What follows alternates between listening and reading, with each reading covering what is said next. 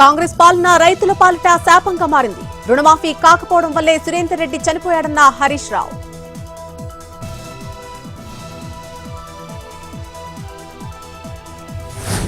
హైదరాబాద్ లో దూకుడు పెంచిన హైడ్రా, అక్రమ కట్టడాలు కూల్చివేస్తున్న అధికారులు.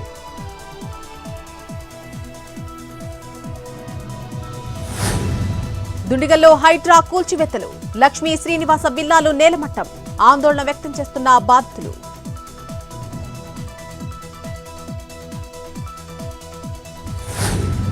ఇంటి రిజిస్ట్రేషన్ పై క్లారిటీ ఇచ్చిన దువ్వాడ శ్రీనివాస్, మాధురికి 2 కోట్ల అప్పు ఇవ్వాల్సి ఉందన్న ఎమ్మెల్సీ.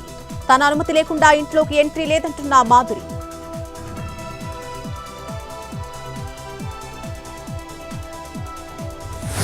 మంత్రి సీతకను కలిసిన పారా అథ్లెట్ దీప్తి జీవాంజీ. ఇటీవల పారిస్ పారా ఒలింపిక్స్ లో కాంస్యం సాధించిన ప్లేయర్.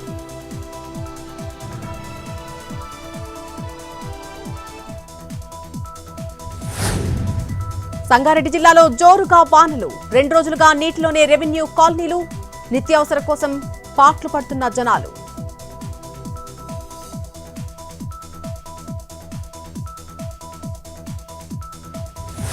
కాస్త తగ్గిన మున్నేరు వరద 13.75 అడుగుల వద్ద కొనసాగుతున్న ప్రవాహం. జిల్లా అధికారులను అప్రమత్తం చేసిన మంత్రులు.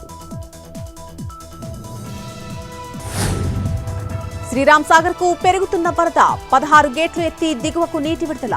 లోతట్టు ప్రాంత ప్రజలను అలర్ట్ చేసిన అధికారులు.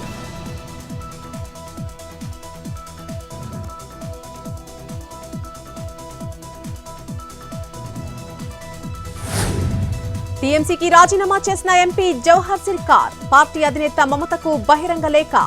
ఆర్జికర్ కాలేజ్ ఘటనపై మనస్తాపంతోనే రిజైన్.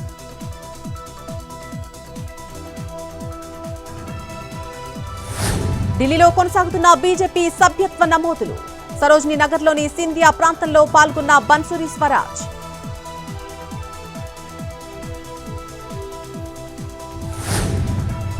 హీరో విజయ్ కు గుడ్ న్యూస్ చెప్పిన ఎన్నికల సంఘం. తమిళగ వెట్రి కజగం పార్టీని రాజకీయ పార్టీగా గుర్తింపు. ఎన్నికల్లో పాల్గొనేలా రిజిస్టర్డ్ పార్టీగా పాల్గొనేందుకు అనుమతి.